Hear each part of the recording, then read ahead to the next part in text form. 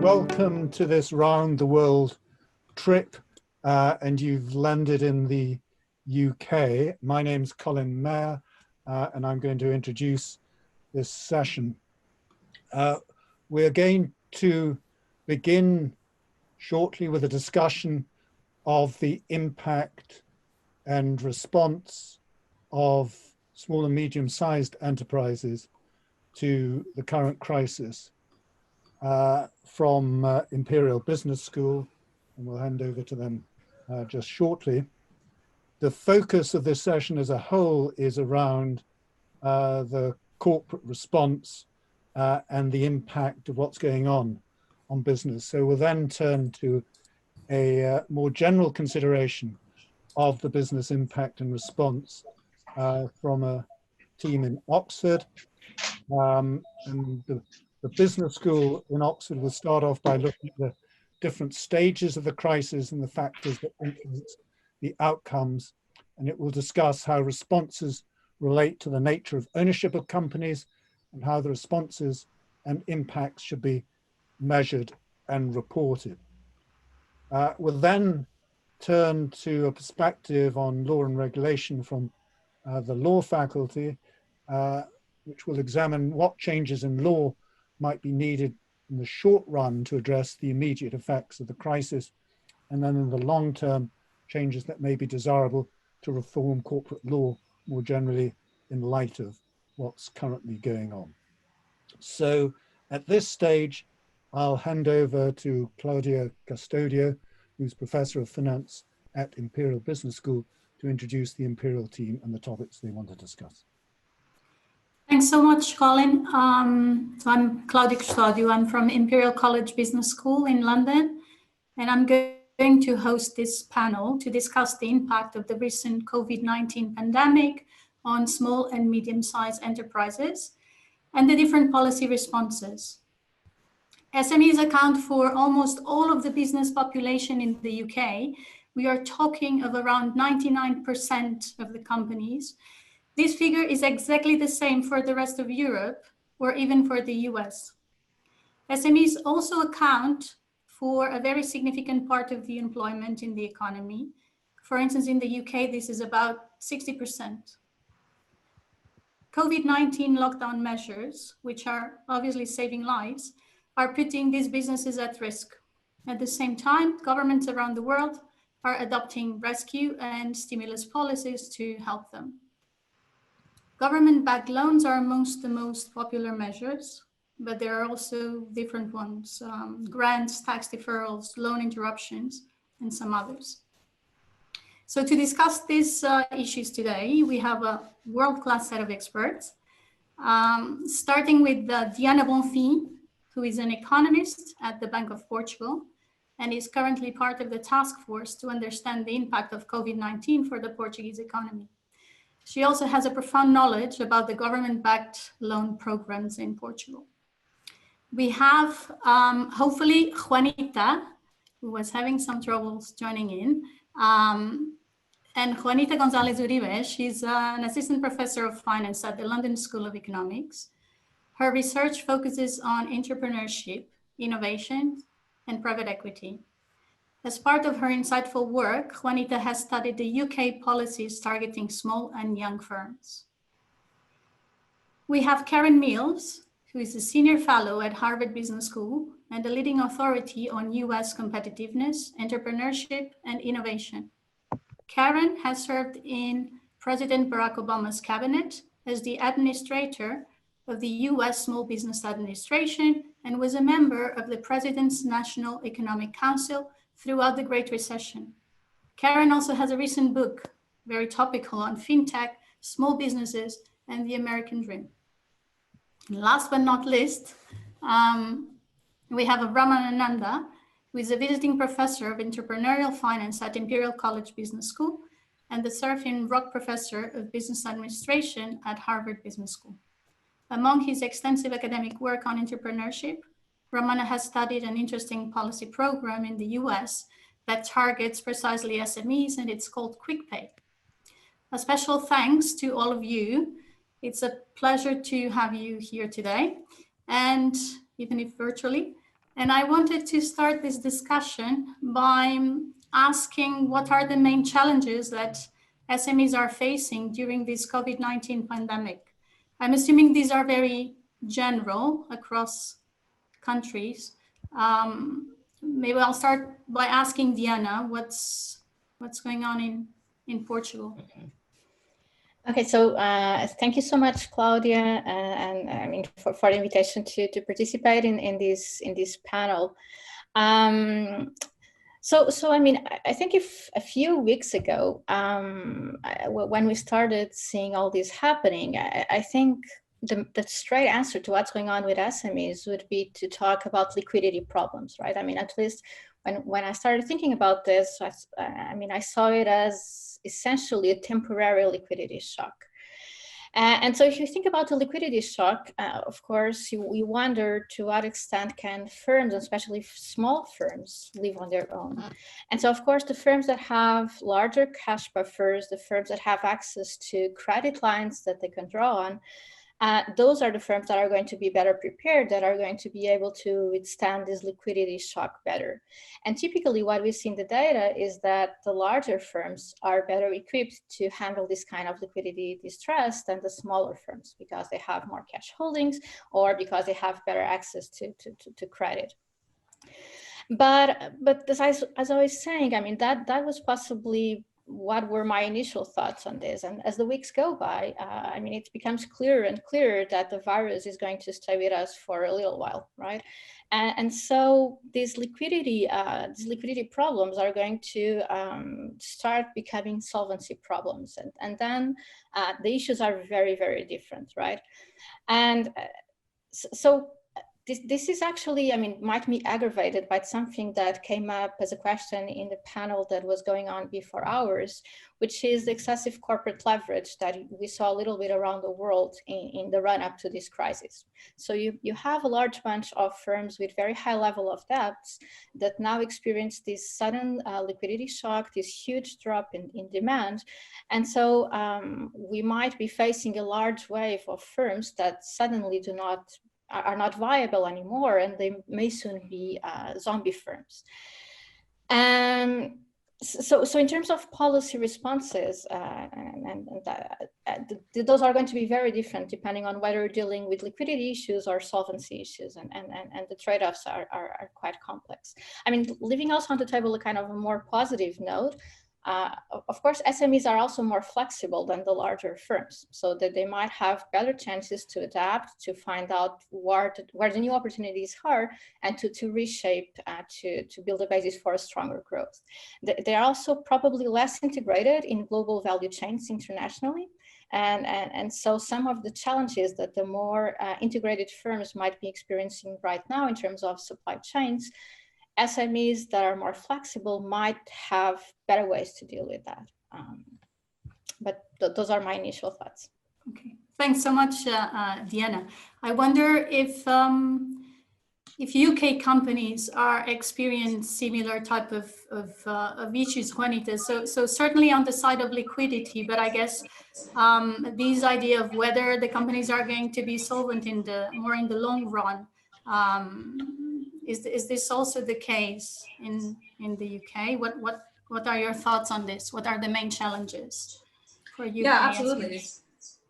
Yeah, well, thanks first for inviting me. And second, with respect to your question, absolutely. I mean, I think there's three main challenges that they're facing. As Claudia was saying, we have a liquidity problem. Basically, firms don't have any cash to pay wages, rents, or loans. And this is because of the negative demand shock that they face. But the second challenge can also be a potential disruption of their supply chains. So for those firms that actually have some demand, they may not be able to meet it because they cannot access their suppliers as they typically do, or as fast as they typically do. And I think the third challenge that they're facing, and this is not only in the UK, but also more generally, and this connects to the solvency issue, is uncertainty about business prospects. And we know that this affects their investment and their hiring decisions, and can also greatly affect their potential access to finance. Thank you, Juanita. So I guess the question that follows is how can governments help SMEs? How can they help these companies to solve these short-term liquidity issues and perhaps to help them survive in the long run. What should be the main focus? So there are several different measures that can be adopted. They can take the form of grants. They can take the form of debt, of secured debt backed up by the government. They can even take the form of equity, equity being more common for larger companies. What I wanted to ask you, Karen, specifically is what are the main trade-offs, right? That so how should we think about choosing the right forms of help for the SMEs? Well, thank you all for having me, and this is quite an interesting discussion. You know, as Deanna pointed out, this really, first and foremost, is a liquidity issue because of our small businesses. They have very low cash buffers. There's an interesting data point in the US that was compiled by JP Morgan Chase's Research Institute, and they looked inside the bank records of 3 million customers, and they found on average there are 27 days of cash buffers that the average small business has. So from the time the doors shut and the revenue stops coming in, if they paid all their regular expenses, 27 days later, they'd be out of cash. And as a small business, if you are out of cash, you're dead. So it becomes a solvency issue pretty quickly. Now, it turns out there's a wide dispersion among industries, and some of the more vulnerable Main Street businesses, that number is much closer to 17 days for restaurants, for instance. So we knew we have a matter of weeks to get money into the hands of those small businesses, which means that usual policy activity like tax credits just don't work. So a new playbook had to come into being quite quickly, and it involved, you know, dispersing money immediately because this disbursement of money has to, you know, get through the pipelines. The question about whether we should do it as loans or grants, of course, comes up immediately because loans are much cheaper. People pay them back. And the first preference in the United States was to use a mechanism at the SBA, the Small Business Administration, which had been used in past disasters. It was direct government grants to small businesses as loans, 30-year loans at a 4% interest rate, and maybe put a $10,000 per business grant up front. And we did do $7 billion of that at a cost of $1 billion, so very cost effective. But immediately it became clear that just wasn't enough.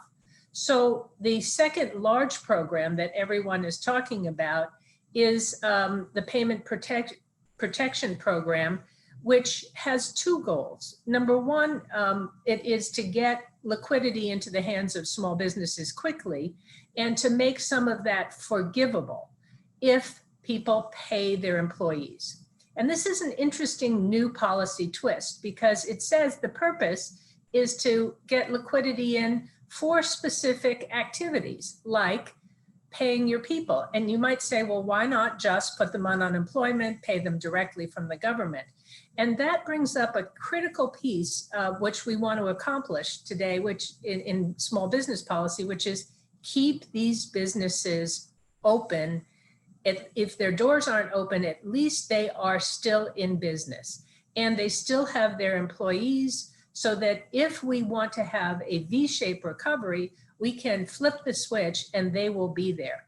The stress right now is that the program perhaps, you know, didn't foresee that we are going to be shut down for longer than 8 weeks. So I think the other stress, of course, is that today in the US, we run out of money.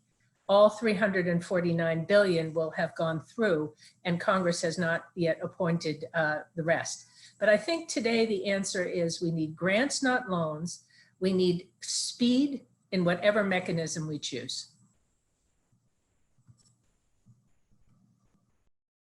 Myself. Thanks so much, Karen, for these insights. I think it's quite interesting because we have this notion that large companies are cash rich, right? And there is this notion that there is a lot of cash in the hands of corporations, but certainly not in the hands of these smaller businesses. Ramana, I'm curious to know your thoughts about this. I know you have studied a program that it's quite different from these types of help to SMEs, right? That gets these smaller companies to get paid quickly, which is just a cash. It's not equity, right? It's just paying them faster. Again, I was curious to know your thoughts about this. Thanks, Claudia, and thanks again for the invitation. So picking up on some of the things that Karen mentioned, we know that small businesses in general tend to have about a month's worth of cash available before they go bankrupt. And so one big challenge that we face as policymakers, as academics advising policymakers, is to think about what kinds of policies are able to deliver cash fast, and perhaps to leverage the existing mechanisms that are there in place that can vet high quality businesses, so that we don't end up in situations where there's a lot of fraud with people kind of applying for things when they're not necessarily eligible for it. And that's where this quicker payment reform or thinking about accelerating payments, I think, becomes very, very interesting. This is a reform actually that I studied, that Karen put in place while she was at the SBA, and I learned about it when she joined Harvard Business School and was a colleague. But then Jean-Noël Barrot and myself, we studied kind of systematically the effect of accelerated payments from the government to small business contractors. And we saw that in areas where there was actually low levels of employment, so higher levels of unemployment, firms were able to actually respond and grow. In areas where there was high unemployment, or where there was a low unemployment, there was an interesting crowding out effect that kind of took place. So, you know, people essentially grew at the expense of other firms. But in an environment like today, where we are seeing high levels of unemployment, a policy like this could be quite interesting. And just to put it in kind of numbers, sometimes it's very hard to really understand how valuable something like this is. So I just have a tiny little back of the envelope calculation. So if you think about a business that has, you know, $10 million in sales and is paid on average in 90 days, which is not a particularly unusual amount of time that it takes for these businesses to be paid. That means that essentially 90 out of 360, so a quarter of their money that is due to them is tied up in receivables. So $2.5 million of cash that they could have today is not with them because it is held by the people who basically bought their goods and services. Now, if you think about a business like this, even in a very good situation, will probably have 10% gross margin. So they're talking about $1 million of profit over the entire year. If you can accelerate this cash to them, you're talking about accelerating 2.5 years worth of profit to this company immediately, right? And so, and the advantage potentially is that these are in supply chains, so they're vetted companies, they have existing relationships, and they take care of the fact that there are a few large companies who sit at the top who have a large number of small business suppliers.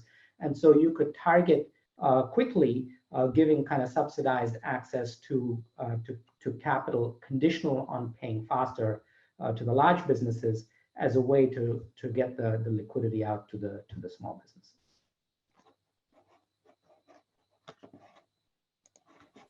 I think this is certainly very very interesting, and you can sort of see the potential for externalities, right, for the whole network of businesses. So let me ask a bit around the table. So what are the, again, in a nutshell and briefly, what are the measures that are currently in place. I know, Diana, that for instance in Portugal there is something similar to what Karen was mentioning before, and there are specific grants given to small businesses that have the contingency of being used to pay salaries, and companies are obliged to retain their workers. Can you give us a sense of what type of measures, again briefly, are being used in Portugal? Sure. So I mean, indeed, a lot is happening. Maybe before diving into the specific Portuguese measures, I'll get there in 10 seconds. But first, there's also a lot of action going on at European level, which of course is crucial in this sense. And so, I mean, there's a huge intervention from the ECB in terms of monetary policy, right? And so in terms of expanding the asset purchase programs, in terms of expanding the TLTRO, fine-tuning the collateral framework to allow banks to post more collateral to the ECB, including loans granted to SMEs that can now be used as collateral. And so all this alleviates a lot of the pressure on the banks. And on top of that, you also have a lot of restrictions in terms of regulation that are being alleviated on the banks. So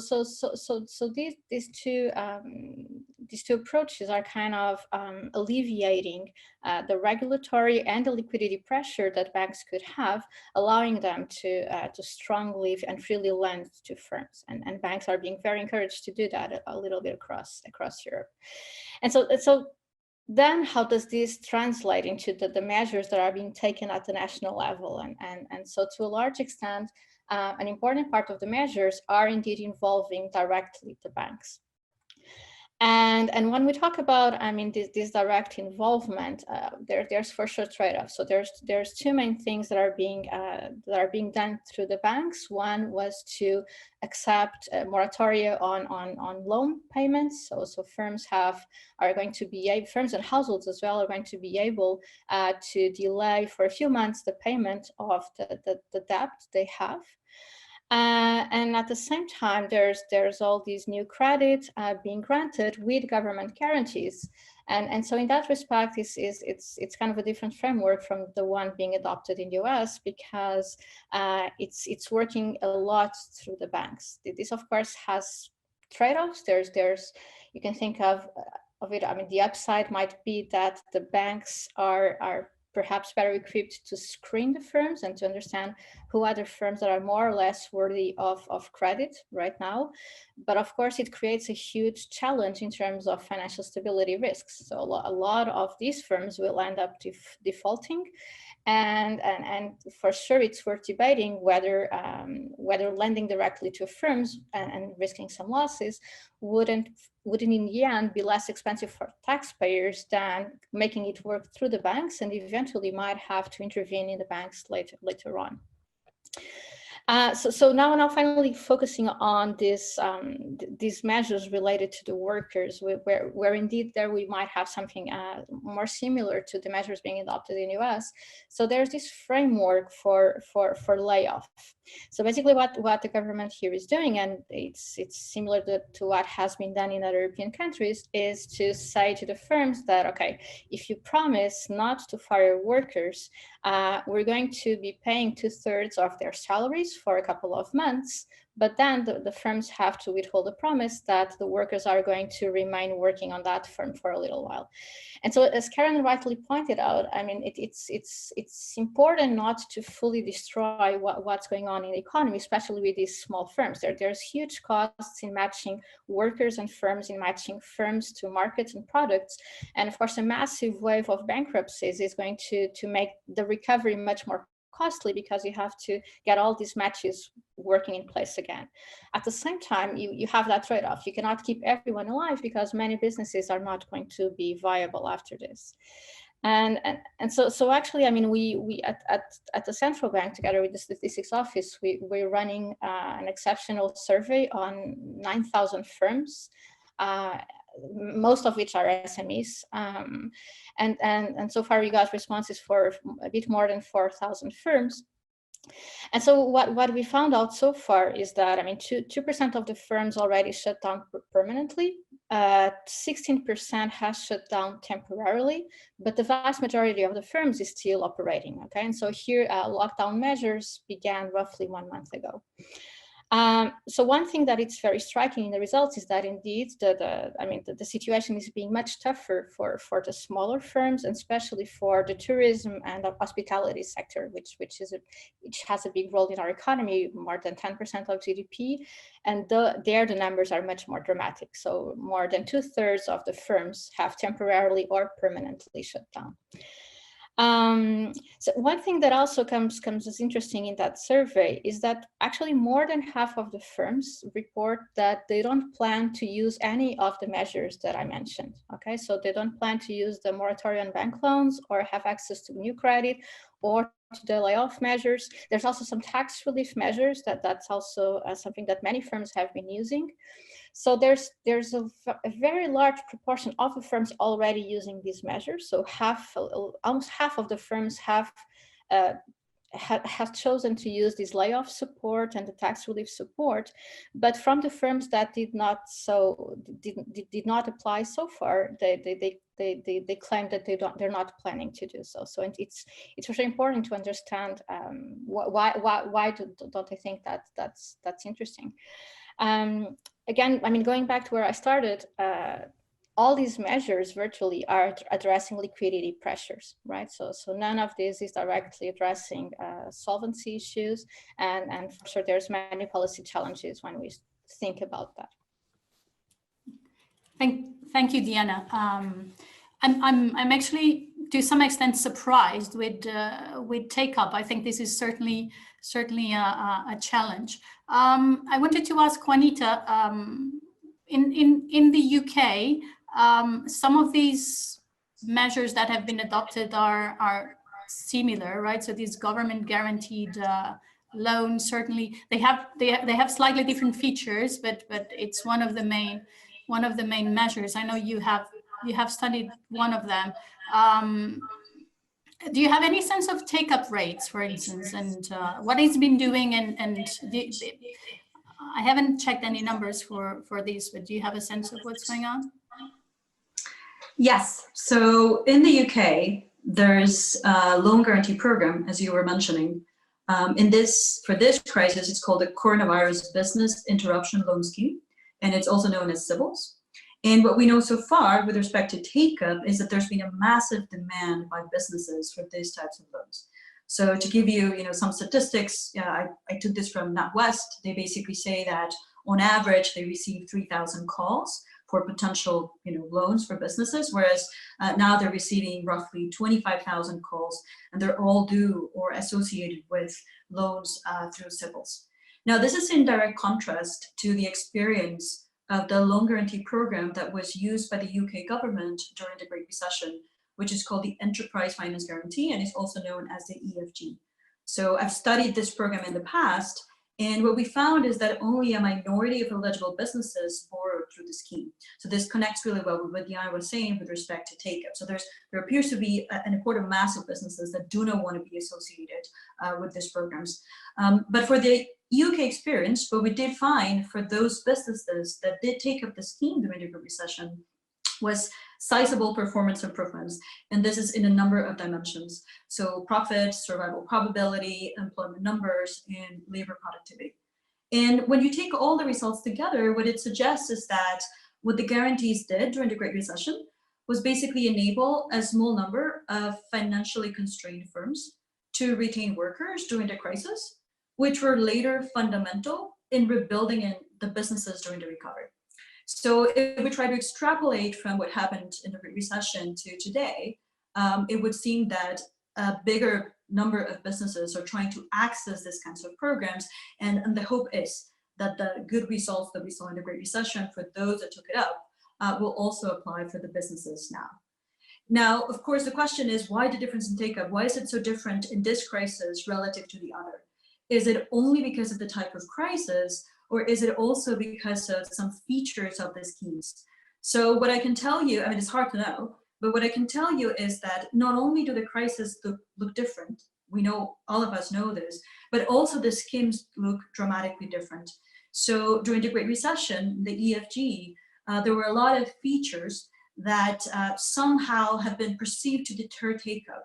So for example, businesses had to also give personal guarantees to banks, which in civils, this has been eliminated. In EFG as well, businesses had to pay a premium on top of the charges by the lenders of 2%. And this has not only been eliminated in civils, in addition to not paying a premium, there's also a capital and interest holiday of a year. So kind of like the good news is, well, we see this increase in take-up, so we're hopeful that perhaps we're going to see the great results that we saw in the Great Recession for those firms that took it up. But kind of like the offsetting idea here is that if you relax these guarantee schemes a lot, so that you don't have put in place all these features, such as requesting personal guarantees, kind of the trade-off here is that you can also increase, for example, restaking by businesses. So we know that personal guarantees incentivize borrowers to behave well, not to take as much risks. And personal guarantees can also, for example, incentivize banks to monitor the businesses and to screen them better.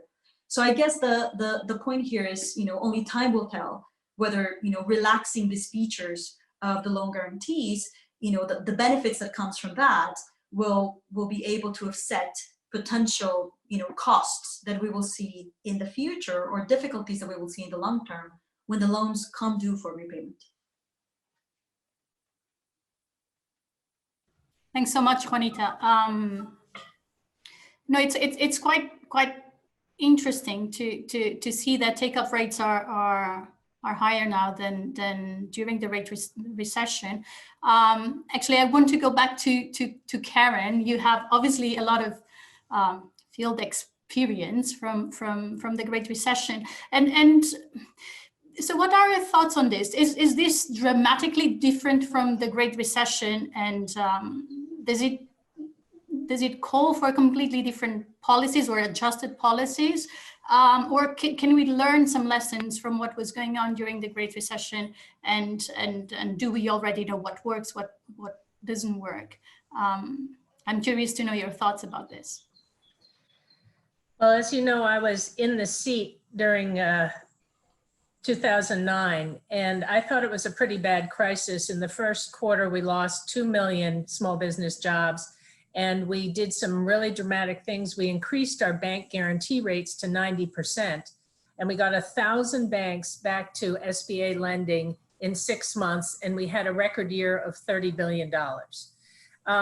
This crisis is much worse, and it is a different kind of crisis. We had at that time an issue with our banks. Our banks had too many bad loans on their balance sheets, and the idea was they were refusing to provide liquidity to small businesses. Some small businesses needed it, now today everyone needs it. But one of the contrasts is the sheer volume. We had in that time $30 billion in a year. Now we've got $349 billion in a month. So the solution requires a much larger and more massive solution.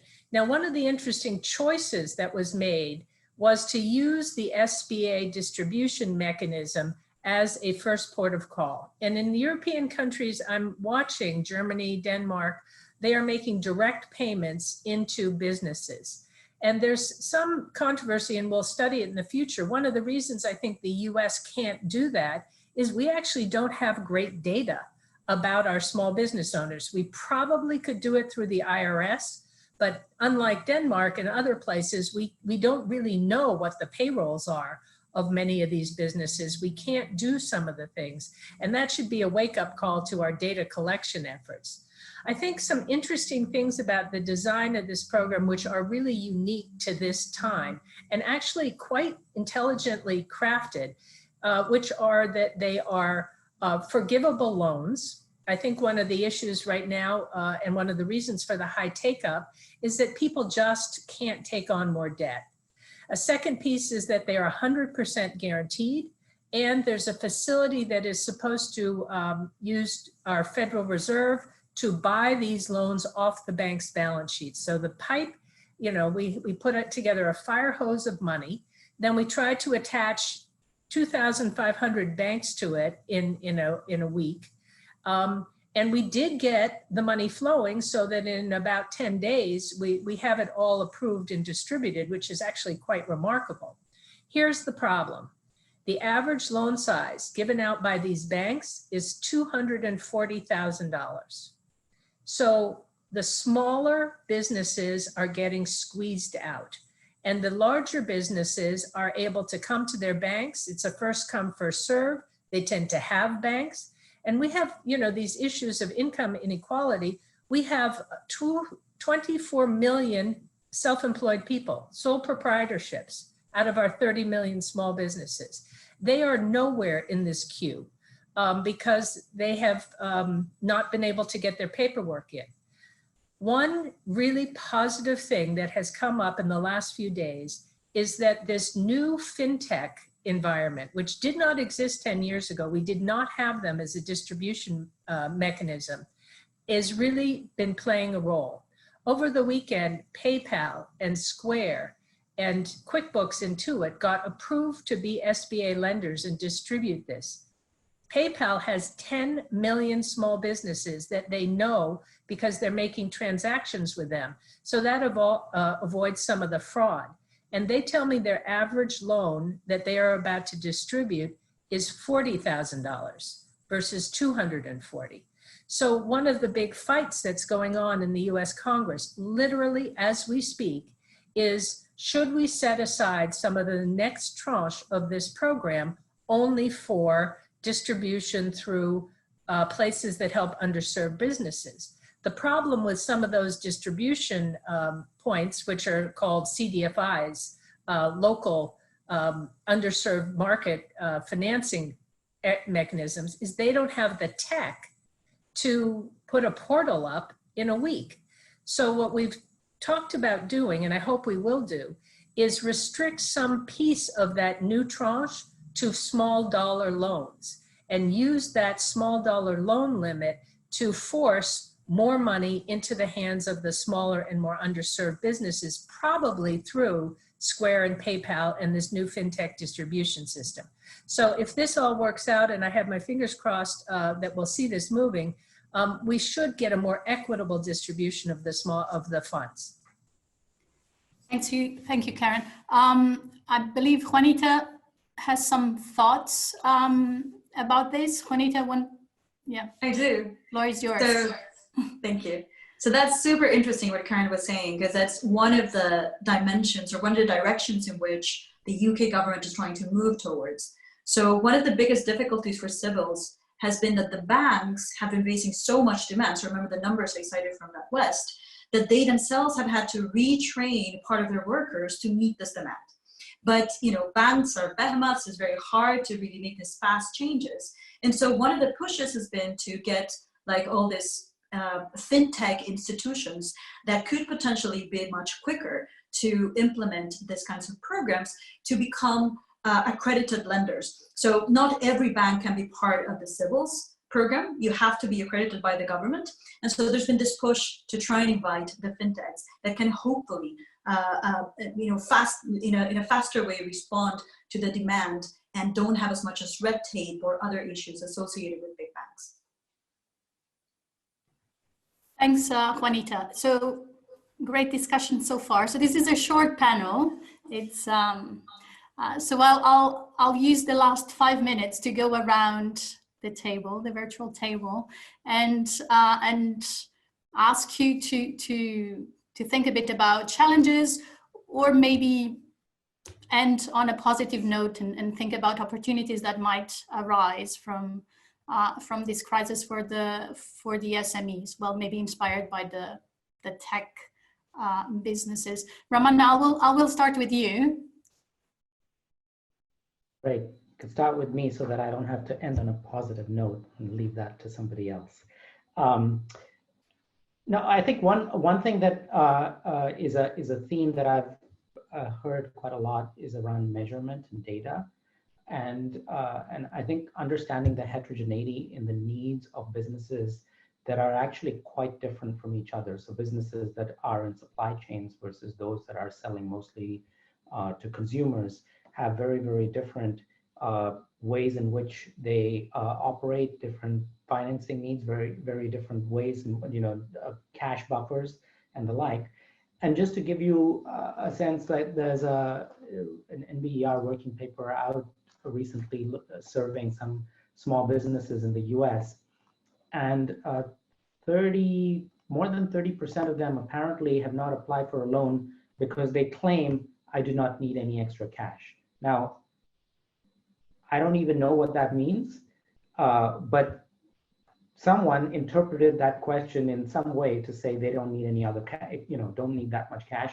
And then another 20% said, I don't trust the government to forgive the loan. 15% said it was a hassle. Some said, I don't trust the bank to forgive the loan, and so on and so forth. So clearly,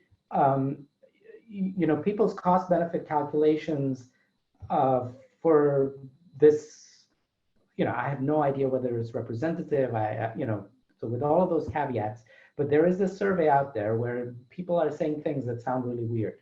And so to me, that seems like an opportunity for us to really try to understand what is going on, and also to try to understand the heterogeneity, so that if we look at this on a kind of a dollar-weighted basis or a employment-weighted basis, we understand what's going on. I'll leave it at that. Okay, thank you. I'm getting some pressure to keep up the time, so I guess I will have to do the positive note myself before thanking you all.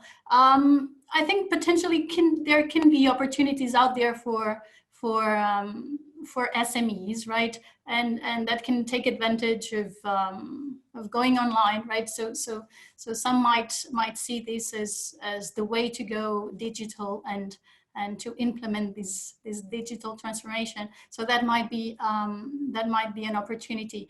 And I will take my very last minute to thank you all for this fantastic discussion.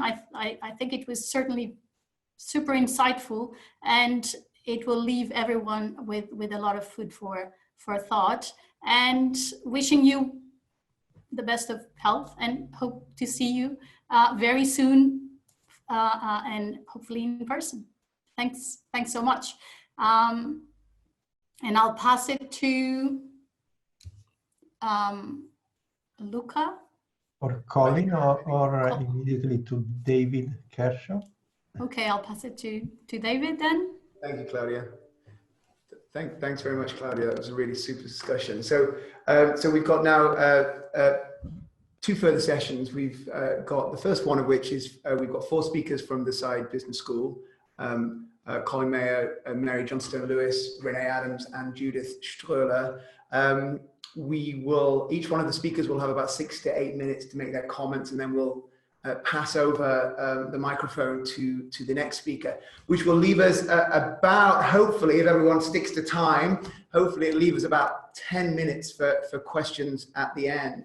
If during the comments from the panelists, anyone has a question that I can write down, put your blue hand up, or send me a comment, or whichever way. So we're going to start with Colin Mayer, who leads No Introduction. Colin, as you know, is the Peter Moores Professor of Management Studies at Said. Colin, over to you. Okay, thank you very much indeed, David.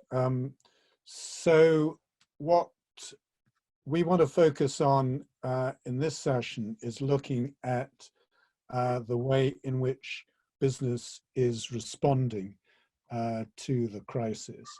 And in many respects, this is business's moment to re-establish or establish public confidence and trust in it, which hasn't always been quite as great as one might have wanted it to be. And there's no doubt that there's an immense amount of public support for the types of interventions that have been made in the business sector in terms of expenditure, government expenditure and monetary injections. But in a sense, they've been given on a conditional basis. And that is that business will in turn respond in relation to helping to address the immediate elements in the crisis, to then restoring economies and ensuring that the benefits are more generally enjoyed beyond just the corporate sector itself and investors in it, in other words, in stakeholders at large. Now, it's worth emphasizing that point because what happened in the financial crisis was that, again, at the time of the crisis, there was a lot of public support for the bailouts of the banks, but that public goodwill quickly evaporated when there was a sense that the banks and the other financial institutions were not really reforming themselves sufficiently or rapidly enough to reflect the nature of that mutual relationship which it was felt was needed. And in particular, that there wasn't enough recognition around what their social license to operate was. Now, I think what the first point I'd like to make then is that it's critically important that business doesn't repeat the same mistake on this occasion, because in many respects what's going on is at a much larger scale, and the potential damage if they don't respond appropriately will also be correspondingly larger.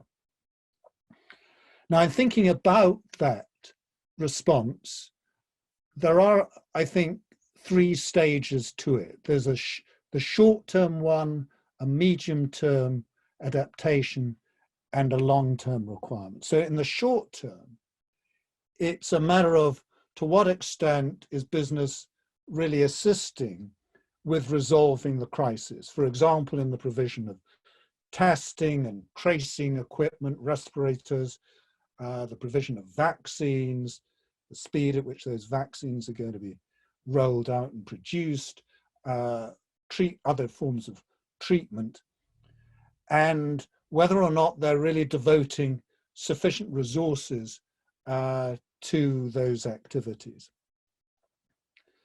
In the medium term, as we begin to come out of the crisis, then the key element is going to be the extent to which business recognizes and responds to the changes that are clearly occurring in terms of people's preferences, what they're looking for in terms of their lifestyles, in terms of the types of demands that they're going to have from the corporate sector, their values and preferences, not just as customers, but in terms of employees and societies. And that's going to create a lot of potential opportunities. And I was just coming off a call before this when we were talking about the way in which the financial system is currently responding. And there is a strong belief that actually a lot of businesses are anticipating that they could potentially be engaging in quite a large number of transactions quite rapidly, and that at least some parts of the financial sector are looking to make significant investments into the corporate sector in the relatively short term. And that then comes on to the final element, and that is the long-term requirement. And there, the key element is going to be able to demonstrate not only that business is going to contribute to solving problems in the short term, but they're going to create value propositions. And those value propositions should be one on which they can raise finance, and in particular in the form of equity. So, because as we were just hearing from the last session, an immense amount of the financing that's going in in particular to the SMEs, but not by any means exclusively to SMEs, is in the form of debt. And what's really going to be needed to allow business to expand and grow, and in particular to provide more inclusive and sustainable growth, is that should be in the form of equity as well as debt. And that the final point I want to make is that to achieve that, then, what we really need is that business determines how its purposes can really help to provide profitable solutions to those three responses and types of issues that need to be addressed. And associated with that is an ability to use those notions of corporate purpose to help with all three stages. And let me just quickly illustrate. So, for example, in terms of how they respond to the immediate crisis, involves making some quite hard trade-offs. For example, in terms of the extent to which they're prioritizing customers and cutting prices as against employees and sustaining wages, between society in providing assistance and shareholders in maintaining dividends. And the notion of having a clear sense of the purpose of the business and the values associated with them should be key in terms of the way in which business thinks about those trade-offs. And then in terms of coming out of the crisis and those changing preferences, then again, the purposes of business should guide what businesses are looking to do in terms of responding to the changes that we're going to be seeking in terms of, for example, work-life balances, in terms of leisure, travel, modes of working, of interaction in the form in which we're doing now going forward, and what opportunities those create for business. And finally, in terms of the long term, it's that notion of having a clear idea as to how business is going to reform over the future to be able to deliver more sustainable, inclusive growth and societal benefits in a form that is also a long-run value proposition on the back of which they'll be able to go to their shareholders and raise the equity finance that's really going to be needed. Let me hand back to you at this stage, David.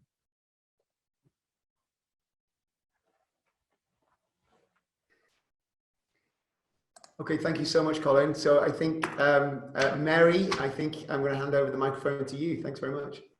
Great, thanks so much. Well, thanks so much for everyone for being here, really. And I know we all have a bit of webinar fatigue at this time, so congratulations to ECGI for putting this together, and thanks very much for inviting me to join. So I am Dr. Mary Johnstone-Louis. I'm based, along with Colin, at the Saez Business School at the University of Oxford, where I run a project which is called the Ownership Project. And so I think it fits nicely with what we've heard in the previous panel, and also with some of the bigger picture questions that Colin's just laid out, in the sense that our research remit as a project is really to think about the question of how owners influence their companies and the impact that ownership has on corporate outcomes. And so we are looking forward to seeing how we can bring some of the findings that we've put together through this work in these very unique times.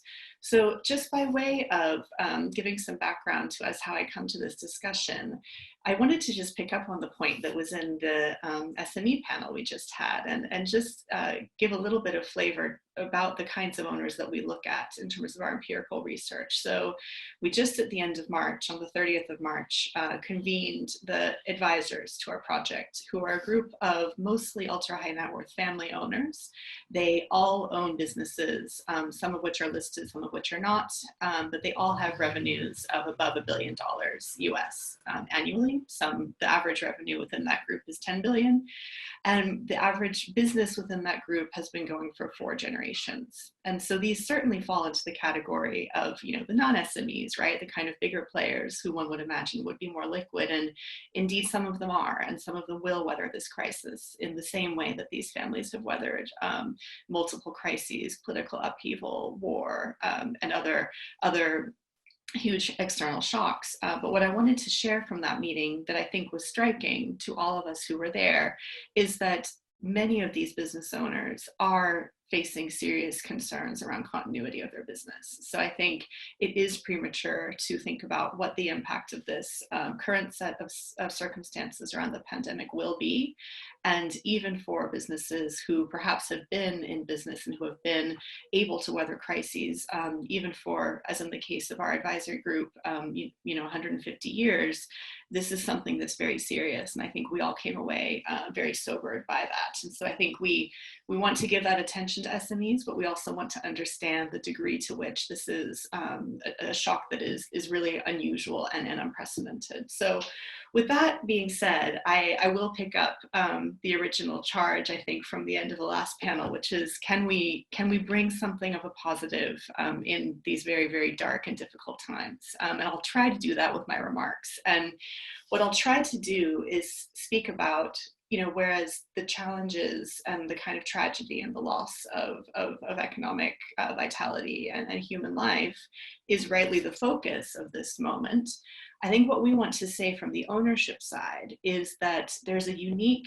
opportunity here for the role of ownership and of governance in actually shaping the trajectory of not just companies' immediate response to the pandemic in the kind of first stage that Colin laid out just now, but also in thinking about what is the role of ownership and governance, specifically in developing the kinds of corporations and the kinds of economic systems, if you will, that would provide, that would be anti-fragile and that would be robust in the new regime. And I just want to flag that I personally don't feel ready to talk about something like using the words post-pandemic or using the words recovery or using the words coming out of the crisis. I think it's really premature. I think it's very difficult, at least for me, to imagine anticipating returning to what was normal for all of us. I think that this is a time where norms have been upended. And I think what I want to say with my remarks is, what is the role of ownership and of governance in finding a way forward in that new norm and finding a way of actually building something that potentially could be stronger. So what I'll say first of all, in terms of the points I'll make, and I'll just make 3 points really to get the thoughts kind of shared among the panel. The first one that I think will be familiar to all of us on this call is that, remarkably, COVID-19 comes on the heels of some very, very high profile commitments to corporate purpose that have unfolded within the last even 8 to 12 months prior to crisis, right? So you look at something like the Business Roundtable Declaration that came out in August this past year in the United States. The BRT declaration has been critiqued and has faced many challenges, but certainly it was in many ways a watershed moment for that organization in its time, right? And then we can look at things like earlier in this year, which now feels like a different era, if you will, the manifesto that came out of the Davos and the World Economic Forum in January, looking at stakeholder capitalism. These are incredibly high profile and very kind of notable commitments along the lines of what Colin was signaling on corporate purpose. And I think what this allows us to do is to think about what happens to corporate purpose in times of crisis. Specifically, what our research helps us to understand is who owns corporate purpose in times of crisis, who is able to make meaningful intergenerational commitments on behalf of firms, even in times of crisis. And I think the reason I raised that point about intergenerational commitments is that even prior to COVID, it was clear, at least from our research perspective here at the business school, that many of these great aspirations in terms of looking at the corporate role, in terms of responding to the needs of the Sustainable Development Goals, looking at the needs to respond to the future of work and future employment, looking at the climate crisis. Each of these, I think, I personally take the very strong view coming out of our research that each of these are issues that go beyond the tenure of any single average CEO, right? So if an average CEO in the US and the UK, goes somewhere between 3 to 5 years, issues around climate, issues around future of work, these always inherently need someone who can take a commitment that goes beyond that time period. And that's why ownership and governance are so crucial. And so I think that's really where I want us to focus on just the rest of these remarks, just to think about what is the role of owners, and also specifically for this group of governance in building the kind of, not just immediate response, but the kind of corporate, great, thanks, David, the kind of corporate setup that we would require in the future. So in terms of the role of owners, in terms of their role as opposed to short-term investors, their role is really to take a long-term view of the well-being of not just the firm, but also its stakeholders. And similarly, on the governance side, the role of directors, they also have unique responsibilities. They are the ones who have the unique ability and also the unique legitimacy to set long-term commitments on behalf of the firm. And so what I would say is this should be reflected in board mandates, that directors are actually the long-term stewards of the purpose of a corporation. And I would say a good test in these times is your corporate purpose helping you to build strategy in these times? Because if it's not, it's probably at best a distraction, and at worst, it may be window dressing and something that would lead to serious cynicism. And so I think the thoughts that I wanted to share today is just as we move forward, thinking about the important role that owners and of governance in particular, as we come out of the current phase of this crisis and into the kind of second and third phase that Colin signaled from the start. Thanks so much. Thanks so much, Mary. It's great. So quickly over to Professor Renee Adams, who's a professor of finance at Saez. Renee, you have the floor. All right. Thanks very much for inviting me to be a part of this marathon event, I guess. And it's really great to see so many of my colleagues and friends online. So I'm actually going to do an exercise in screen sharing in a second. Hopefully that'll work. But I want to pick up also on a theme that came up earlier, which is data. And one thing that really concerns me right now is, we're trying to understand businesses' response to the crisis, but we don't actually really have very much data. And that makes it difficult to actually understand what is happening and what might happen in the future. And I'm going to illustrate this. I think it's useful to make this point with some data. So I have an awesome PhD student, Attila Balogh, who will be on the job market this year. So I'd like to flag that. I've been working with him to look at insider trading. And so the starting point for this was a Wall Street Journal article that suggested that executives are basically selling out their firms. They're selling large stakes in their companies, which of course would be bad news because it suggests that they have very little faith in their companies, and they're trying to avoid losses by selling early. Okay, so we said, well, this is pretty important. If that's actually true, this would be very bad news for the business community, for investors. So we decided to take a look at this. So I'm going to share my screen now.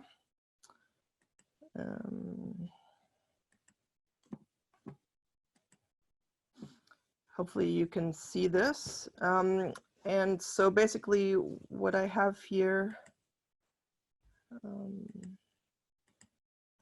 what I have plotted on this slide, and let me know if you can't see this. David, you're the chair. Okay, good. I'm taking that as a yes.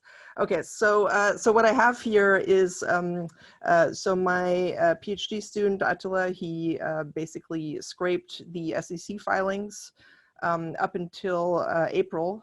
So we have very current data.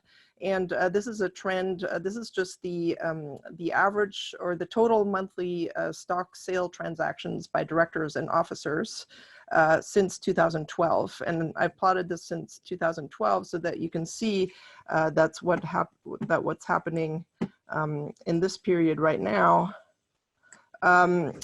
So, you see there are sales, but if you compare it to this earlier period, you know, if anything, the trend is downwards, right? So, so directors, they are selling their shares, officers are selling their shares, but it's not in any way looking like it's abnormal selling activity.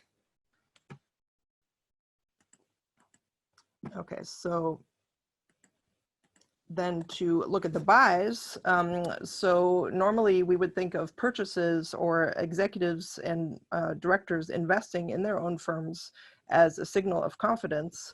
And so here I've plotted the buys graph, and again, this is going up until April. And what you see is there's a huge spike up in purchases. Okay, so let me just annotate this just to make the point. Here we have a huge jump up in purchases. So directors and officers, they're selling their shares, but they're also, you know, it's not at abnormal levels, and they're buying a lot of shares. They're investing in their own companies, okay? Not only are they investing in their own companies, but if you look at the trend, it's upwards. Okay, so they are investing more in their companies than they have in the past. And I think, you know, getting back to this note of confidence, I think this is a positive sign, right? So, so executives and officers are standing by their companies. They are confident that things will turn around, and I think, you know, that's good news for us. But so basically there's 2 points. There is some good news. There's a sense of optimism, even though it may be hard to see. But second, also, it's very important to have reliable data to understand exactly what is going on. So it's too early, you know, you can't use a couple of observations and say, you know, executives are selling out their companies. We really need to wait until we have good data in order to fully understand what the responses are. Okay, and then as I have very little time, I'll stop my screen share now. I just want to end with one issue that is very close to my heart.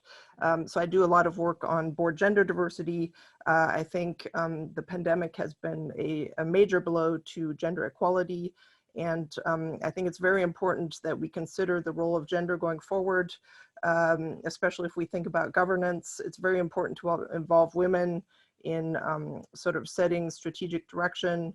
Amir Licht, who was on the program earlier, Amir and I, we have a paper where we show that female directors are more stakeholder oriented than male directors. This is using data from Sweden. If we're talking about doing the right thing for employees, for the community, it's very important that women are also represented on boards, and that you know, they're not excluded from decision making. You know, women probably bear a very large burden of carers' responsibilities lately. So it's important that businesses try to be inclusive and also accommodate the increased burden on women. So that's all I have to say for now. So back to you, David. Thank you, Renee. That's great.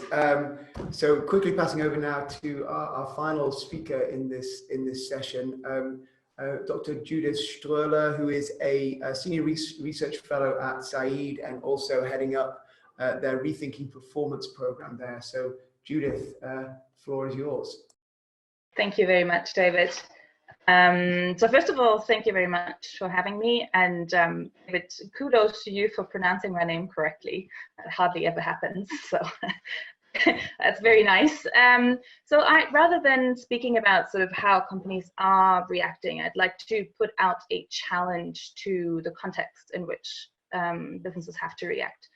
And so I want to talk a little bit about measurement and performance. And as David just said, I lead a research project that's called Rethinking Performance at Saez Business School, where we try to work with a variety of companies around the question of how performance systems or performance measurement systems might have to shift and change in order to enable more responsible business decision making, sort of more long-term thinking. So as we heard in most of the talks today, many assumptions that our economy is based on will have to be reevaluated. So we have to fundamentally rethink the way we work, the way we shop, the way we travel, and so on. And so I just want to put out as a challenge that another thing that we really have to rethink is the way that we measure and conceptualize corporate performance. And so one of the outputs of this crisis, as we've heard in the SME panel before, is obviously a big problem of liquidity with shortages in capital, but also there will be significant repricing of risks and assets. And all of these pillars essentially mess with the usefulness of our current performance measurement system. And so we really require a system that not only allows companies to make the right decisions, but actually that incentivizes companies to make the right decisions. And so I want to spend a little bit of time talking about sort of incentivization and how our current system actually incentivizes companies to act, particularly in a crisis like the one that we're in now. So let's think about, for example, systems such as accounting, stock market, or even ESG reporting, which really is something that is supposed to be a proxy for long-term thinking. Now, if we think about sort of standard accounting 101, here it's really about maximization of financial profits, and so in the strictest sense, it is incentivizing radical cost cutting, even if this is, depending on what is seen as wasteful expenditure, which can also be related to human capital. Right. Obviously, it's always up to management discretion, but if we think about the incentives in the strictest sense, that could be a problem. I mean, on the stock market, we've heard a lot of the stocks are going down significantly. It can lead to hostile takeovers or activists moving in, which seek to maximize short-term profits. Now, also here, incentivizations are not necessarily something for the benefit of employees or for the benefit of sort of short-term resilience of the company, right? Also here, cost-cutting might be incentivized. Payout of dividends, even though there's low liquidity, might be incentivized. So, so not necessarily something that we'd like to see right now. And if we think about something like ESG, which again, I mean, environmental social governance measures, these are measures that are increasingly used by investors to value or to include at least in the valuation of companies at the stock market. The problem with ESG at the moment is that they're usually based on a very static perception of materiality, right? And that means that they have a certain perception of how companies should react and should act in sort of social, environmental, and governance terms. Now, that static perception of materiality might be fundamentally wrong right now, because in order to really enact resilience, companies might have to shift their priorities significantly. And so also here, incentivization can actually be particularly wrong. I think that leads to sort of two key questions, right? There's a short-term question, there's a long-term question. And in the short term, how should we measure performance in right now? But in the time of this crisis, how can we perhaps shift the way that we look at companies and that we sort of value them and their decision making? In the long term, however, it also begs the bigger question around how we should rethink performance systems at large. And so how can we get around the shortcomings of the measures that we have right now to really resilience for other crises that might be coming up. One of them might be a climate crisis, for example. And so there could be a couple of suggestions. I mean, in the short term, for example, on the accounting side, I think investors really should try and recognize investments in social and human assets much more. That should filter through the valuation and just essentially trigger protection from activists. Obviously, on the last part, there will also be some regulation required, even though it is a short-term thing. In the long term, I think to really start becoming a bit more creative and think about introducing profit measures that are, for example, able to capitalize investments that are made into critical human, social, and even natural capitals. At the moment, they're all seen as expenditures. So essentially, they fall under the category of cost cutting. And again, it just sets the wrong incentives. Looking at an area such as ESG, for example, I think in the short-term reaction here is to really think through what are issues of universal materiality in the crisis that we're looking at the moment. So issues such as employee health and safety, labor practices. I think these are issues that sometimes are not seen as very material for certain industries, but right now they're material to everyone. And so investors really recognizing this universal materiality in a situation of crisis right now would be extremely valuable and would set a different set of incentives and signals on the market. In the long term, I think it's important to introduce a more dynamic understanding of materiality into the assessment of environmental, social, and governance evaluation of firms. And so that we argue, at least, should definitely be linked to societal purpose of a firm. Boards should steer priorities effectively and should be able to raise capital around those priorities, essentially showing which the material, environmental, and social issues are, and that these can change over the long term, rather than having a static perception of materiality. Again, I think it's just an invitation to rethink the situation that we're in, the problem that we might face with some of the measures that we have to use, and how we might be able to expand that and get around these problems in the long term. Thank you, David. Great, thank you, Judith. So we have, what do we have? We have 10 minutes for any questions that anyone has. I can have a couple myself if no one pops up their blue hands. Well, I guess I had a couple of quick questions. First of all, one for Renee. I mean, so that was a super interesting graph, Renee, is particularly the recent purchases as share prices have dropped, and you present that, I think, in a fair enough, in a positive way, which directors are showing commitment to their companies. But I wonder whether it could be presented in a slightly more negative way, which connects to some of the other panel's comments, which is these directors are buying shares in the company because they have every expectation that their companies will bear none of the costs, really, of this event. And we might see it's a classic example of, privatize the gains and socialize the losses. So I wonder whether there is a more negative reading of that. And I guess a question for Colin. I was really sort of very interested in your sort of long-term view upon, how the state's involvement in solving this problem plays out going forward in terms of the legitimacy of capitalism. And obviously you're quite focused there upon equity ownership of any form of support or bailment. I was just wondering whether you could say a little bit more about how you thought that might work more precisely, and whether there is a problem right now in the heat of the crisis that if you try to be too specific and too demanding about the sort of equity position that you would want in exchange for your safety net, whether that could actually just work as a barrier to ensuring that these companies stay alive in the short term. Renee, you go first.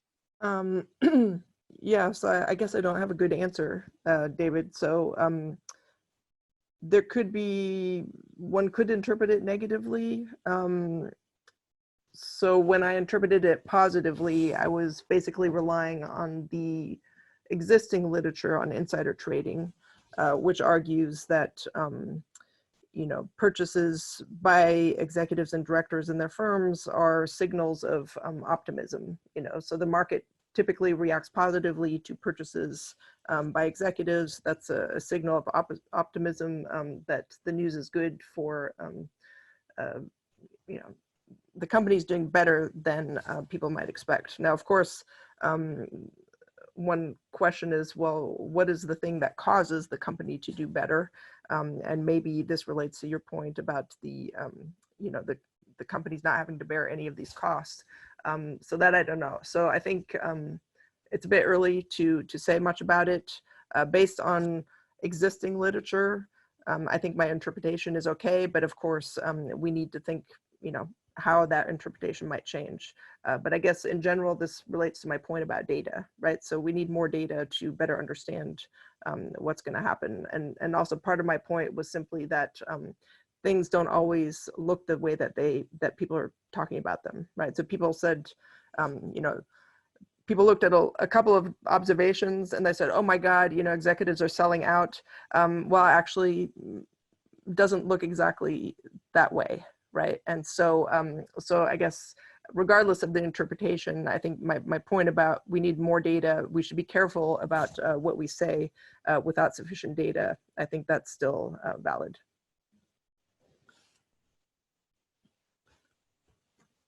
Picking up on your point, David, about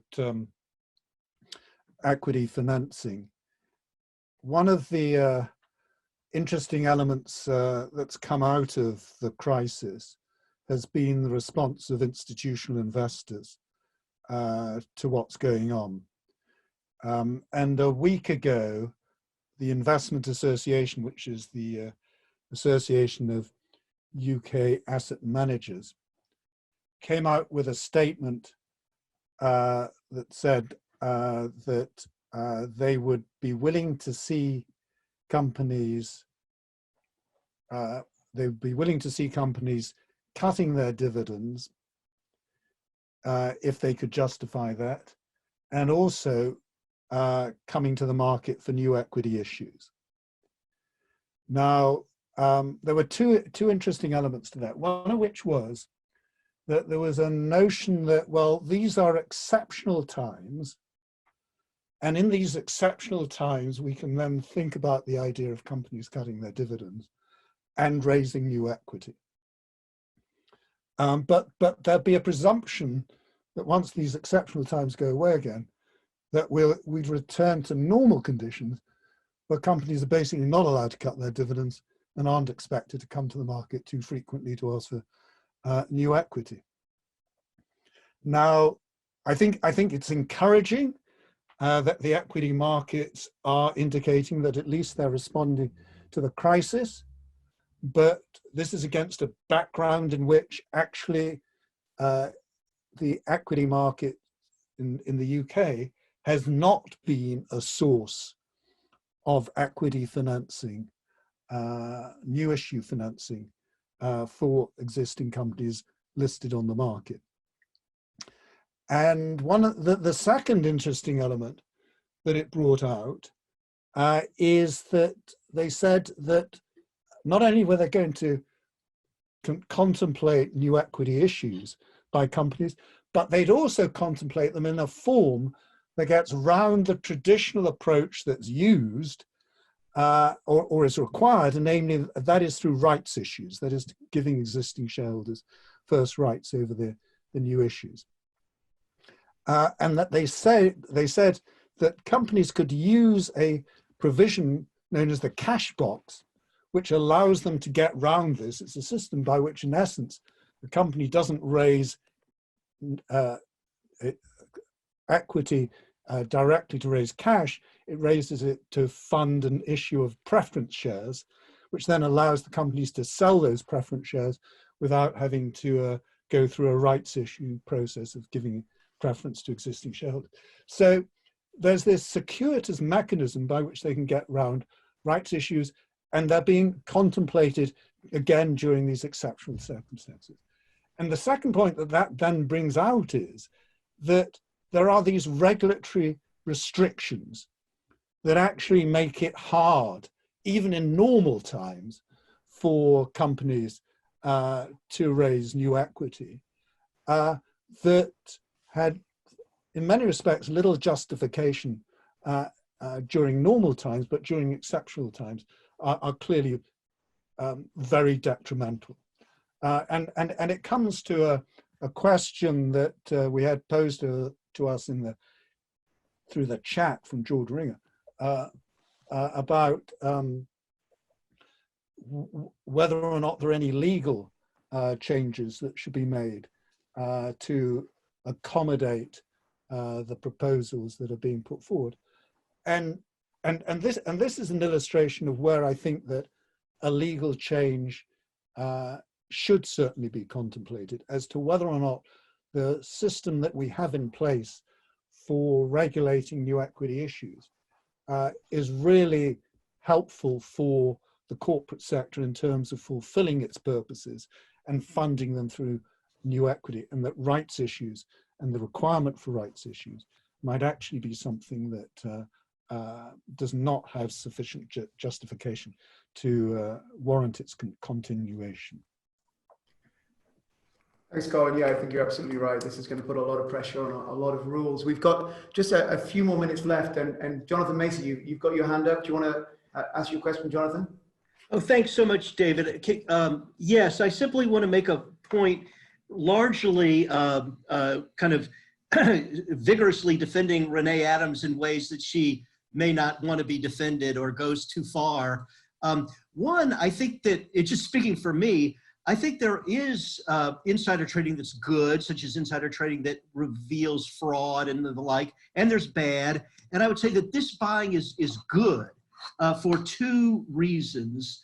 Number one, it gives the right incentives for insiders. These insiders are betting on their companies, not against their companies, which is a good thing. There may be costs. But the other thing is, to the extent that they're betting on the structure of a bailout and the likelihood that they'll have to repay these loans, I want to say that doesn't sound to me like material non-public firm-specific information. It's just they're betting on the government actions just the way anyone does. I certainly agree that to the extent that these folks are saying we have a private deal with the government and we're going to trade on the basis of that private deal, which we don't have to repay, that's firm-specific information. They should go to jail for trading on that.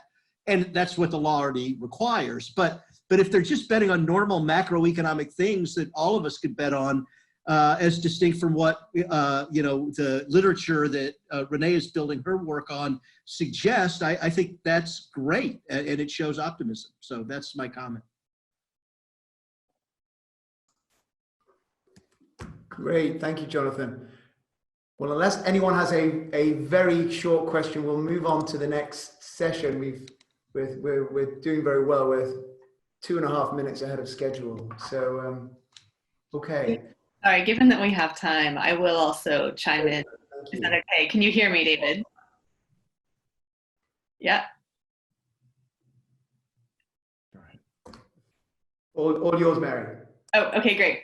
So I will also chime in because Renee not only brought up the issue of data and what we know and what we don't, but she also brought up the issue of gender. And I just think it's really important for all of us not to lose that piece. And it can feel like it's something of a secondary point to the governance point, but it's absolutely not. And I just shared in the chat a piece from it's from the IFS in the UK, but it looks at the labor market impact of the current lockdown, and women are disproportionately affected by the lockdown across every industry for which the IFS has data at the moment. And so I just flag it as something that, in terms of the broader corporate agenda around equality and around looking at what the role of business is in society, this is not a sideshow, it is a core issue. And we have the data to show that already. And so I just wanted to share that with the group.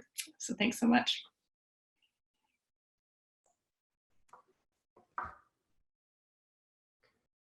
Yeah, no, I completely agree, Mary, and Renee and Amir's paper just plays perfectly in this environment, right? It's a really great paper, and I think will be increasingly of importance going forward, given what they find and given the context we find ourselves in. Okay, well, we'll have another 10 minutes for Q&A again at the end of the next session. So we've now got 3 speakers covering law and governance issues connected to the crisis. We've got Luca, Enriques and John Armour from Oxford, and we've got Maribel Saez from Madrid. So Luca, I believe you're going first, and then either hand over to John yourself or hand back to me. So Luca Enriques, Alan Novi, Professor of Corporate Law at Oxford. Luca, the floor is yours. Thank you, David. So, as we discussed this morning in the Tel Aviv session, various jurisdictions have already tweaked or are planning to tweak their insolvency laws to deal with the exceptional number that of insolvencies that we can expect following the pandemic and the lockdowns. Some of these measures, such as the recapitalize or liquidate rule or wrongful trading provisions, are at the intersection between insolvency law and corporate law, because they impose obligations on directors in the vicinity of insolvency.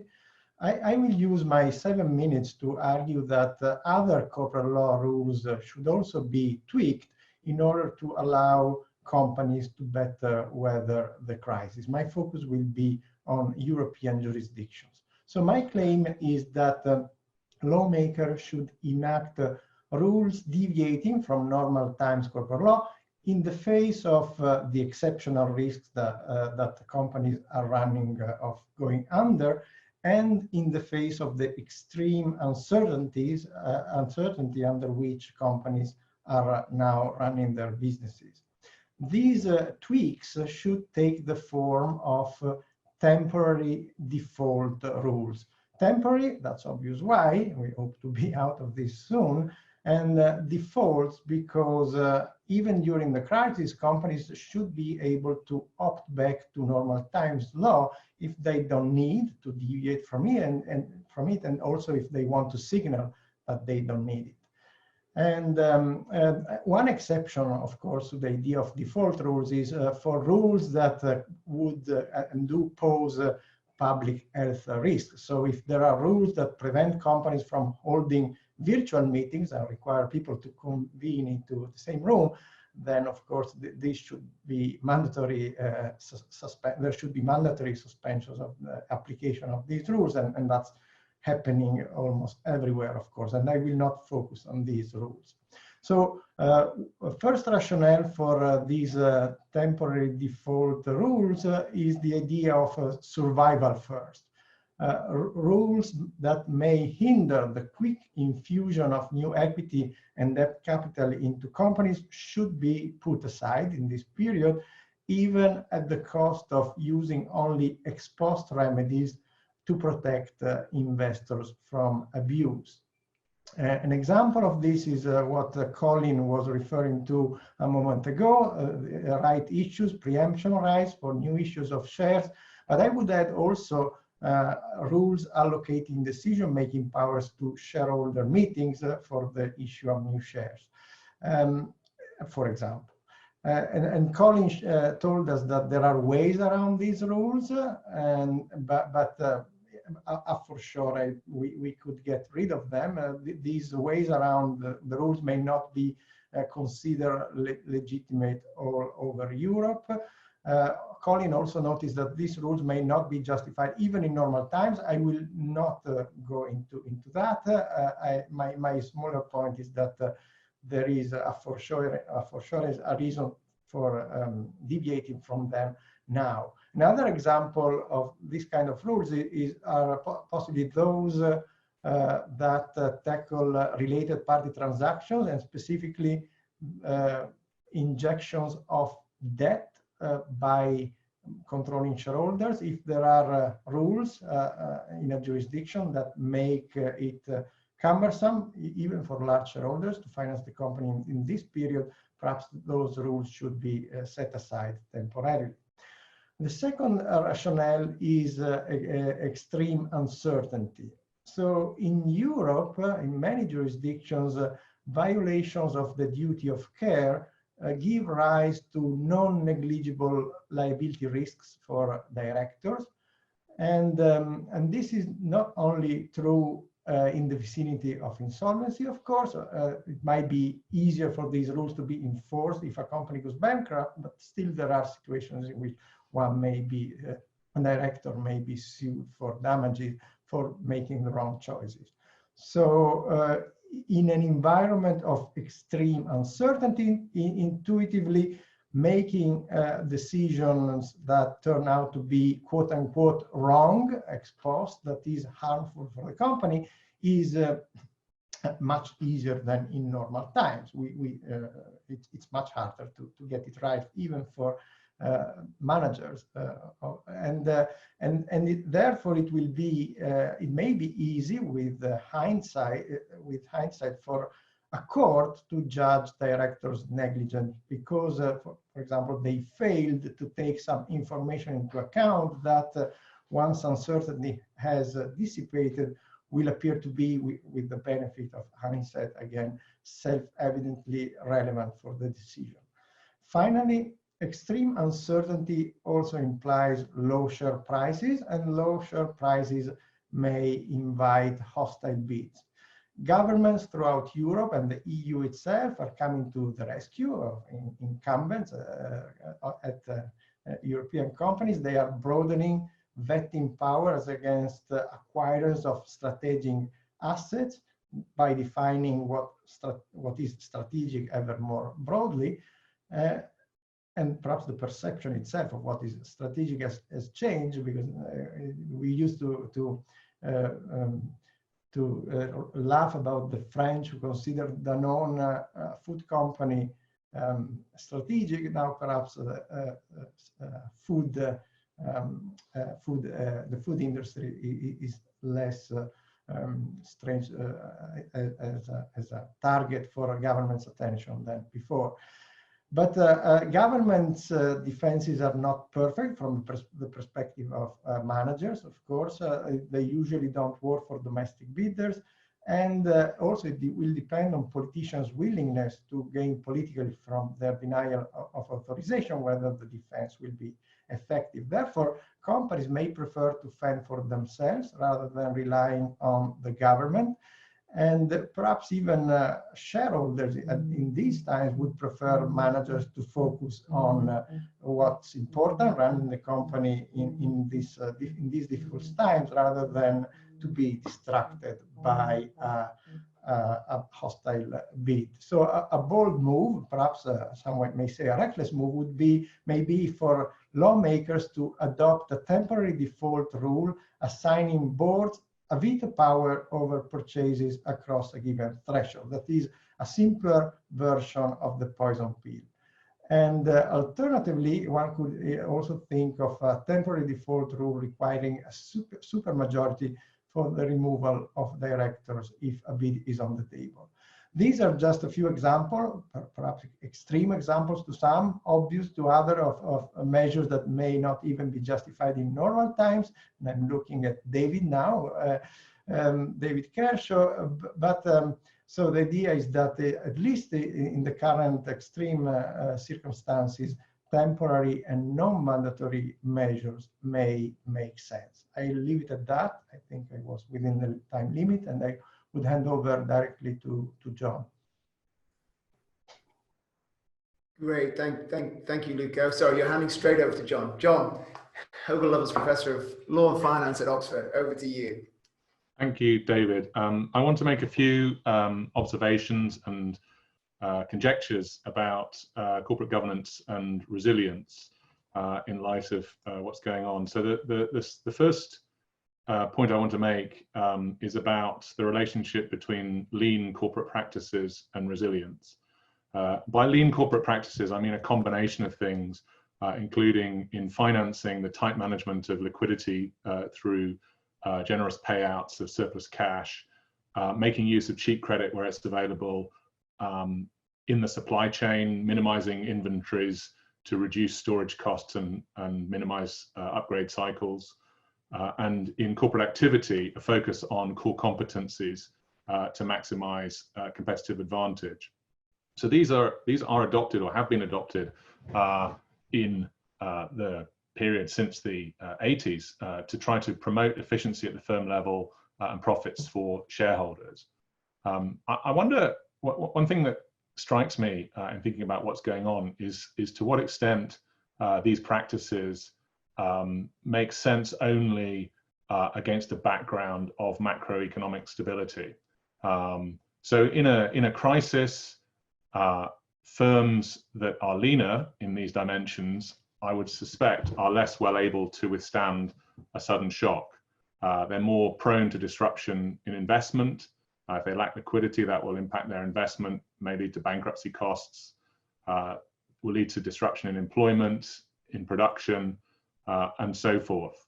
And I think here of Luigi Zingali's well-known study, Survival of the Fittest or Survival of the Fattest, looking at the impact of deregulation, a shock from deregulation on the trucking industry. And firms that were leaner were not necessarily, and more efficient, were not necessarily the ones that survived. The ones that survived were the ones that had more fat. These firm level effects can be amplified, I would suspect, at the aggregate level, at the country level. So greater firm level disruption leads to greater aggregate level disruption because of the interactions, and also firms that are more focused or leaner likely find it more difficult to coordinate on retooling to produce products or services that are socially useful during a crisis, thinking about ventilators, masks, apps to track people's activity, and so forth. So the second point is about the relationship between lean corporate practices and corporate management. So optimizing the levels of inventory, cash, or liquidity, and the focus of the firm are, of course, management challenges. And we know that managers seek to minimize volatility in liquidity and in the supply chain so as to minimize disruption for the firm. So they seek to optimize, but in performing that optimization, what is the benchmark that they're working towards? And I would suggest that a macroeconomic crisis, whether caused by the one of the type that we're going through now, or there may be other sources of macroeconomic shocks, we can understand this in good times as a long tail risk to corporate activity. And over the next few years or few months, we can understand this as a shift in the secular level of volatility that managers will be working against. So there's a big question there in the background, of course, about whether this level of volatility is going to become something that is sustained for a long period, or whether it's just a temporary matter. I don't have any strong view on that yet. I hope the latter, but of course, we'll have to wait and see. So management are working to optimize against a level of volatility. But if they're doing that and markets can't easily evaluate the efficacy of the insurance measures that managers take against this volatility, then that may lead the markets to undervalue the benefits of this insurance.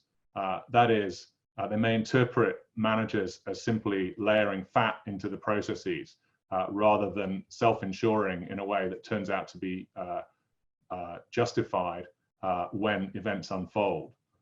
So the concern then, and this echoes something that Judith mentioned earlier, is that managerial compensation that's linked to equity prices and short managerial tenure may lead to underinvestment in insurance measures. So if we have in the US, studies suggest that average CEO tenure is something like 6 years. So that implies that the median CEO has 3 years left to go. So if the market undervalues investment in managing volatility over a 3-year time horizon because it finds hard to assess the benefits of it for the firm, then the manager will too. So this has a prediction, this yields a prediction. And I think here I'd echo what Renee Adams said about the need for more data. So there's a prediction here that firms, all other things equal, and especially controlling for industry because of the very varied industry level effects of the current crisis, but firms that have more high-powered stock-based compensation for senior executives and senior executives with shorter remaining tenure likely if this point is right, would likely face greater crisis-related disruption. But that's something that we can test, and I think that's an interesting question for us to look at. Because if it's right, the implication then is that we should adjust executive compensation during this period of increased volatility for the foreseeable future relative to what these practices, lean practices, were premised on. And we should adjust it by increasing vesting periods to lengthen the time horizon, and perhaps reducing the intensity of the relationship between stock and managerial wealth. I say this perhaps because I think it depends on data. Third point is about the aggregate level and the relationship between firm level practices and the social costs and benefits. So the aggregate level impact of firms' responses to the crisis. So poor firms that are not resilient, firms that respond poorly can amplify the aggregate level costs by transmitting that through unemployment, reduction in production, losses to investors, and so forth. they can also, if they're able to retool, respond in a positive way by meeting socially useful demand in a rapid and nimble fashion. So there's a divergence, I would suggest, between the social costs and benefits of a firm's activity and the firm level returns to the firm's actions. That is, there's some element of externality here. And those social costs and benefits are not going to be taken into account in firm level financial returns and firm level benchmarks.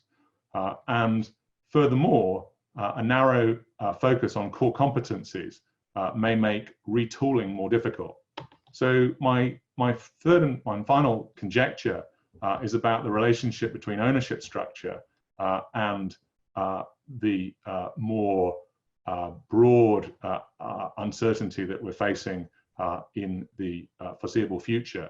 And that is that maybe a shift in ownership structure may be a response to managing this volatility. So I think here of conglomerate forms or keiretsu type structures, which have very much fallen out of fashion since the 1980s.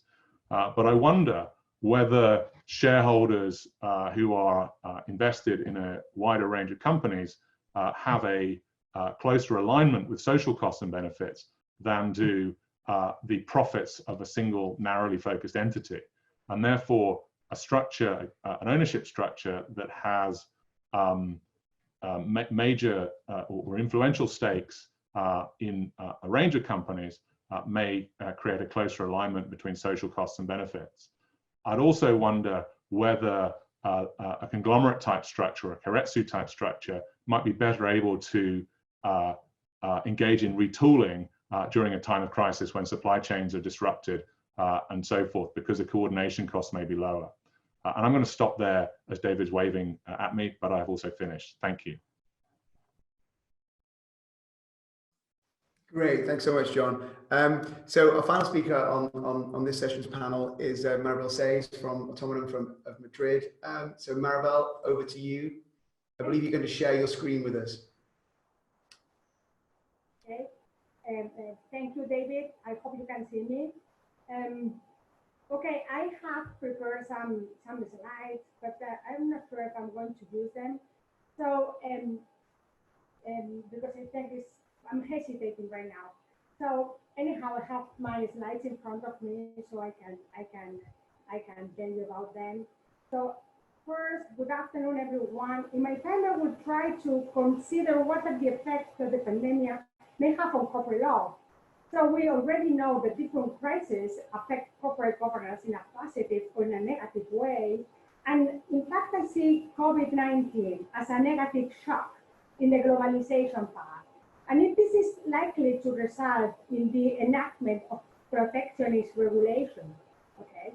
So as a matter of fact, the combination of powerful local elites of investors and governments is likely to promote the national character of a country's industry and firms. And in fact, it's funny to notice how governments and how politicians are talking about a war against the virus. So they are using this military language. So, okay, but the problem of this exaltation of nationalism, of this corporate nationalism, is that it comes at cost. At the cost here will be, in my opinion, the reduction of market monitoring and also the reduction of sources of finance for the local firms. So, in particular, I believe that there are two likely outcomes of corporate nationalism. One is the empowerment of local insiders and controlled investors. And this will be the result of a reduction in market supervision. And the other one is the increase in state ownership. So in fact, the renationalization of Alitalia, the Italian airlines, is a good example of this. So I would like to point out that this tendency towards protectionism is not a sharp turn, it's not a sudden change of direction, it was already there. A year ago, the European authorities already issued new regulations to establish a framework for the spreading of foreign direct investments into the European Union. And the purpose of this regulation is to restrict potential attempts to acquire strategic industries via foreign direct investment. So notice that this is just a framework. So the responsibility of the screening rests with the state members. And there are already 14 states that have this on. So there was already a tendency towards protectionism, at least in the European Union, but this new crisis will accelerate this trend and give a louder voice in the direction of deglobalization in financial terms. This is already happening. It is interesting that in the context of this COVID-19, last March, so a month ago, the European Commission used a new guideline.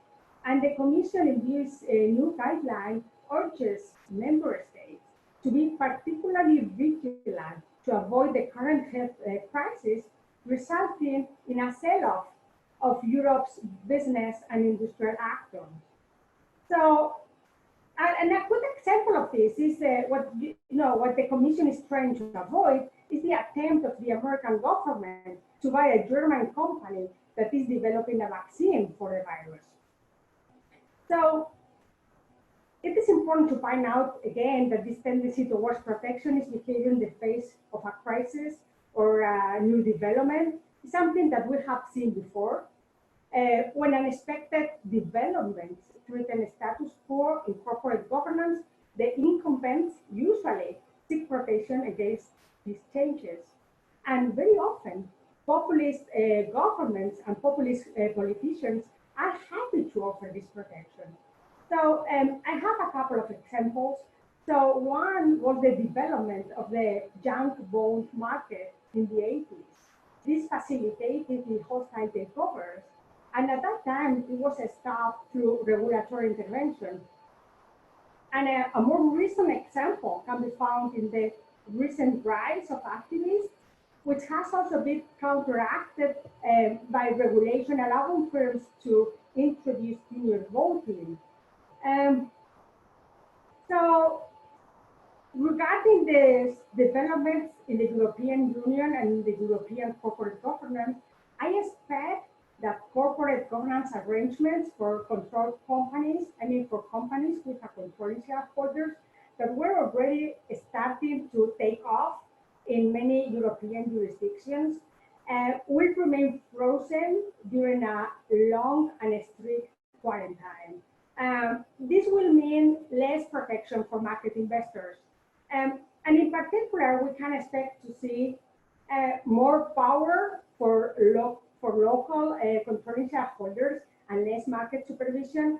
And particularly is aspect that corporate groups, which have been presently been targeted by the threat of new regulation, will be off the hook for some time. Moreover, this will be bad time for activists, especially if for foreign activist funds. Also, one expects a halt to any steps towards empowering minority investors and to address conflicts of interest of the controlling shareholder. And finally, we expect a reduction in the global volume of the M&A market. So in a sense, one can say that we are likely to go back to the traditional national and inside monitoring model of corporate governance by local controlling shareholders, which might be perceived as good news because resistance to these corporate changes has been tectonic in civil law jurisdictions, okay? And to finish my intervention, I just want to point out that it is important to be on the watch out for these populist changes in corporate governance because three factors may backfire.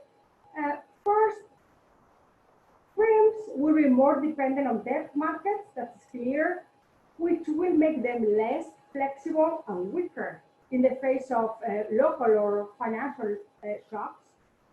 My second point is that the protectionist policies of some member states may induce a healthy equilibrium in the Eurozone. driving foreign investment to other economic zones. And third, if product, this mismatch, if product markets continue to globalize, but financial markets are prevented from doing so at a similar pace, and unexpected systemic problems, in my opinion, may appear. And this is all, David. Great, thanks so much, Maribel. Well, we just have 4 minutes. I'm looking for around some blue hands, and I don't see any. So maybe I could just quickly exercise chair's privilege. Alessio has just raised his hand, so I'll just take one of my questions. So John, so I think it's a really important point about the effect that the absence of fat and being too lean might have on the fragility of companies and their inability to manage crises, and therefore their reliance upon the state when any crisis hits. And you focus upon, I think rightly, upon executive compensation as being one potential driver of being too lean. But isn't it the case though that actually, your point, really important point, is it really casts aspersions on all of the core pillars of modern corporate governance, which all probably drive companies to be lean. That could be, activism. It could be, the market for corporate control, an active market for corporate control. So the point really well taken, I think. But does it destabilize so many aspects of our discipline? So yeah, I mean, I think the impact of activism and the market for corporate control depend on what kind of takeover rules are in place. And so in the UK, I would agree with you that the no defensive measures prescription in the takeover code does also tend to push in the same direction. Yeah, but that doesn't generalize, I think, outside of that regime. And there are other countries, of course, that have active markets for corporate control where defensive measures are permitted. And where those defensive measures are permitted, then it's actually executive compensation, I think, that drives that is the key. The key channel for introducing potential problems. Thank you, John. Just very quickly over to Alessio. You have the floor for about a minute. Thank you. I don't know whether you can hear me. Yeah, we can hear you. Yes, thanks. Two quick questions, one to Luca and one to John. To Luca, regarding the simplified poison pill, referring to something that we have seen actually in France. How about making loyalty shares default for a number of months or years?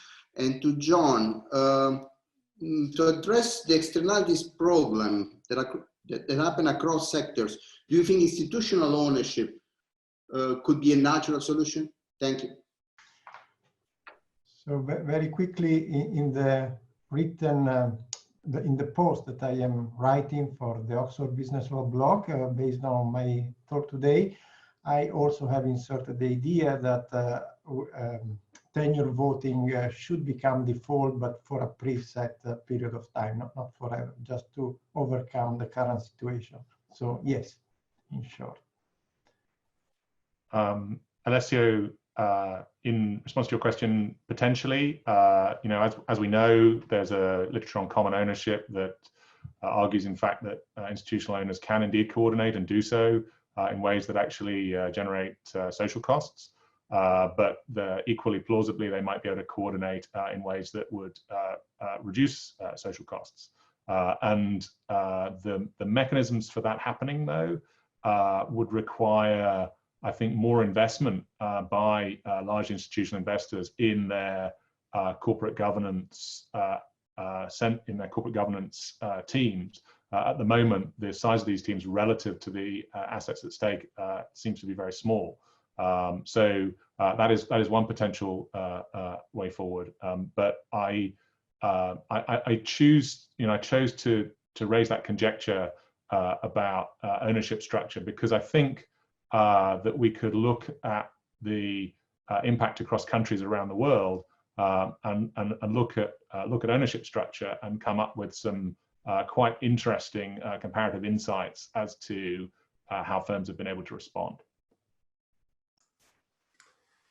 Thank you, John. Thank you, Luca. Thank you, Alessio. So thank you all. Thank you for this panel and the previous panel for a fantastic conversation We are on a strict timetable, so we've hit 5 o'clock, so that's the end of this session. So thank you all.